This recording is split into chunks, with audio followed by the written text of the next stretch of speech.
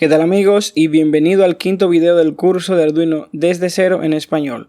En el video anterior vimos lo que fueron ejemplos de tipos de datos, qué es una variable y cómo se declaran, el funcionamiento del bucle for y vimos la luz rodante usando el bucle for.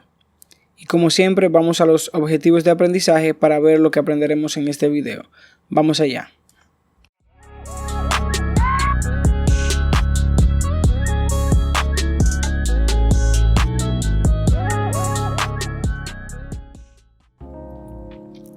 En los objetivos de aprendizaje vamos a ver qué es un pulsador o un botón. También vamos a tratar lo que es la constante input pull-up. Vamos a ver un poco lo que es la función digital write y digital read, ya que conocemos lo que es la digital write, pero vamos a abundar un poquito más. También trabajaremos con lo que es el bucle for y su funcionamiento. También vamos a ver lo que es el bucle while, que es bastante importante. Y por último vamos a ver lo que son LEDs controlados por un pulsador o un botón. En esta lección usaremos un botón para controlar los LEDs y lo vamos a usar en conjunto con el bucle if que aprenderemos en este video. Comencemos. Ok, ¿qué es un pulsador o botón? Un pulsador o botón es un componente que tiene dos o varias terminales que funciona normalmente como un interruptor. Aquí podemos ver un ejemplo de un pulsador, aclarando que pueden existir cientos o quizás miles de pulsadores distintos y con configuraciones diferentes, pero al final el objetivo de cada uno de estos es permitir el paso de la corriente hacia una dirección indicada. Aquí tenemos una simbología de un pulsador normal abierto. Cuando estos están en reposo indica que no están presionados, así que los dos terminales están aislados el uno del otro y siendo así lo que llamamos normal abierto. Por ejemplo, podemos ver que esta terminal y esa terminal no están conectadas entre sí de manera interna, sino que están separadas. Por eso es que se llaman normal abierto. En cambio, cuando este se presiona, los dos terminales que se ven por fuera se conectan entre sí de manera interna, permitiendo el paso de la corriente, y ahí es donde llamamos normal cerrado. Como por ejemplo podemos ver las dos terminales que están aquí, entonces de manera interna se conectan. Ok, vamos a ver un poco acerca de la constante input pull-up, pero antes de que iniciemos con la constante input pull-up es necesario recordar algunas cositas de la constante input. De antemano sabemos que cuando configuramos un pin como input, lo que estamos haciendo es diciéndole al pin que se prepare para recibir voltaje. Y como ya sabemos, a las placas Arduino no se le pueden conectar un voltaje mayor a 5 voltios, ya que este puede llegar a quemarse. Debido a esto, cuando vamos a pasarle voltaje a la placa Arduino, es de buena práctica colocar una resistencia para proteger la placa. Esta es la manera en que se coloca un pin para recibir voltaje, donde escribimos pin mode, luego ponemos el número de pin que queremos utilizar y el modo en que va a estar ese pin, que va a ser input. Ok, entonces imaginémonos que esta parte es la MCU, o sea el microcontrolador de Arduino, y la Atmega, donde podemos ver que si colocamos una resistencia de manera externa, este se vería de la siguiente manera. Imaginémonos que por aquí es donde está la entrada del pin 2. La resistencia es colocada de esa forma para proteger la entrada hacia la MCU de Arduino, y así se vería de manera externa. En cuanto al input pull-up, el microcontrolador Atmega en el Arduino tiene una resistencia pull-up interna, que no son más que resistencias que se conectan a la alimentación internamente. Entonces, si se quiere, se puede utilizar estas resistencias internas en vez de las resistencias externas.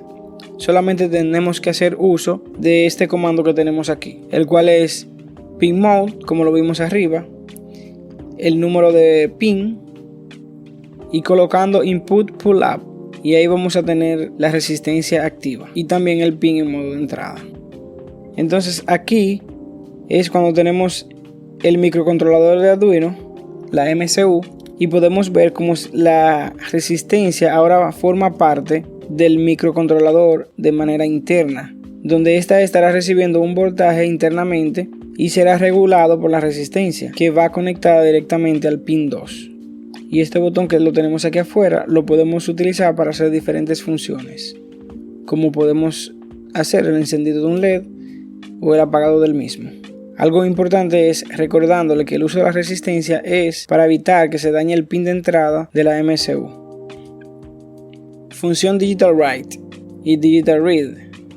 Como ya sabemos, esta función se utiliza para escribir un voltaje alto o un voltaje bajo en los pines GPIO y solo funcionan cuando los pines están configurados en modo salida. Podemos verlo de la siguiente manera, aunque ya lo hemos utilizado varias veces. Por ejemplo, escribimos Digital Write, luego ponemos el pin que queremos colocar en High. También si queremos podemos colocarlo en Low. Por ejemplo, el pin 2 lo colocamos en Low. Cuando colocamos un pin en modo High estamos diciendo que va a tener un voltaje alto, que esto va a ser 5 voltios, y cuando colocamos en Low estamos indicando que este va a tener 0 voltios. En cuanto a los números binarios, es lo mismo tener aquí arriba un 1 y aquí abajo tener un 0. Funciona de la misma manera si así lo desean colocar. En el caso de la función Digital Read, esta función se utiliza para leer el nivel del voltaje externo de los pines GPIO. Por ejemplo, la manera en que podríamos pasarle a una variable el estado de un pin sería la siguiente. Declaramos la variable, entonces decimos que esa variable va a ser igual a lo que se lea en el pin número 2. Algo importante es que cuando el voltaje externo de un pin es de 0 voltios a 0.3 voltios, la variable entonces va a tomar el valor de 0. Pero cuando ésta tenga el voltaje entre 0.6 y 5 voltios, entonces su voltaje va a ser igual a 1, indicado así en número binario. Y algo importante para aclarar es que los puertos GPIO, como su nombre lo indica, son puertos General Purpose Input-Output, que lo que quiere decir es puertos de propósito general de entrada y salida. Y estos están comprendidos entre el D0 y D13, incluyendo el A0 y el A5. Ok, vamos a hablar ahora del bucle if. Este es un bucle basado en condiciones, permitiendo al programa verificar si la condición es verdadera para luego ejecutar el código que hay dentro de él. Por ejemplo, su sintaxis sería la siguiente. Lo primero que escribimos es if, abrimos paréntesis y luego de los paréntesis escribimos entonces la expresión booleana, que es esta. Entonces abrimos llaves y dentro de las llaves será colocado el código que se va a ejecutar. Entonces, de acuerdo al flujo del bucle if, este se vería de la siguiente manera. Por ejemplo, aquí tenemos el diagrama de flujo del bucle if, el cual, cuando se ejecuta el código, primero entra donde está la condición. Si la condición entonces es verdadera, va a ejecutar el código que está dentro. Y luego que ejecute el código que está dentro, continúa su rumbo. De lo contrario, si la condición que está aquí adentro no es verdadera, lo que hace es que salta el código que está dentro, no lo ejecuta y continúa su rumbo. Entonces, para el if-else tenemos lo siguiente. Su sintaxis es prácticamente lo mismo porque es el mismo bucle, donde tenemos aquí que escribimos if, luego la expresión booleana, abrimos las llaves y dentro colocamos el código que se va a ejecutar. Luego escribimos else, que significa de lo contrario, y en caso contrario, como ya dijimos, colocamos aquí el código que va a ejecutarse en caso de que ese código no se ejecute, ya que esta expresión no sería verdadera. Entonces vamos al diagrama de flujo para ver cómo sería el flujo del bucle. Bueno, aquí ya cuando el código se va a ejecutar, lo primero que hace es que verifique la condición. Si la condición es verdadera, entonces el código que está dentro se va a ejecutar, que sería este código que está aquí. Y luego continuaría su rumbo.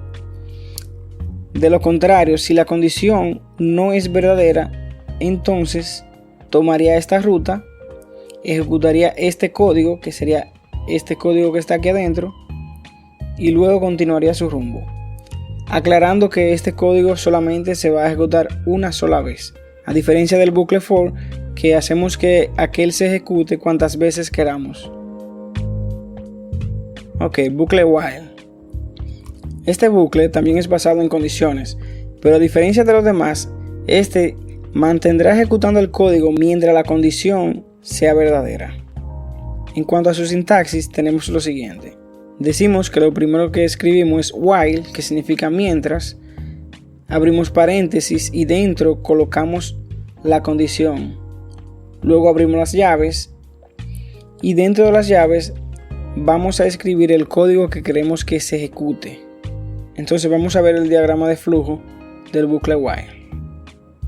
En el caso del diagrama de flujo del bucle while funciona de la siguiente manera. Una vez inicia, este verifica la condición y si la condición es verdadera, entonces este va a mantenerse ejecutando el código mientras que la condición sea verdadera. Y esto estaría dando vueltas constantemente mientras la condición continúe verdadera. Automáticamente la condición sea falsa, entonces él deja de ejecutar el código y toma su ruta hacia el siguiente código que está fuera del bucle while.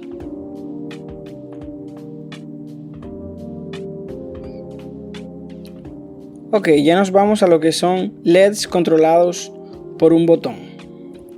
Vamos a ver los componentes que estaremos utilizando. Vamos a utilizar el Arduino Uno, un pulsador o un botón, cables USB, 9 resistencias, 8 LEDs, un protoboard y alambres de conexión. En cuanto a los LEDs, si no tienen 8 pueden utilizar la cantidad de LEDs que quieran. El objetivo es mandar los LEDs a encender con el botón. Para esto vamos a utilizar dos diagramas, el cual el primero va a ser este. Como vimos en el video anterior, las resistencias que salen del negativo serán conectadas a cada cátodo del LED y los pines del 4 al 11 cada uno será conectado a su ánodo del LED. Entonces una pata del pulsador será conectado al digital 2, mientras que la otra pata del pulsador será conectada a 5 voltios. Y por este lado tenemos una resistencia que será conectada a esta pata del pulsador y luego será conectada a tierra o negativo. Entonces en el diagrama 2 tenemos lo siguiente. Lo mismo para los LEDs. Ya en este caso tenemos que esta pata del pulsador estará conectada al digital 2 y esta otra pata del pulsador será conectada a tierra solamente, porque en este caso vamos a utilizar el input pull up. Ok, vamos allá.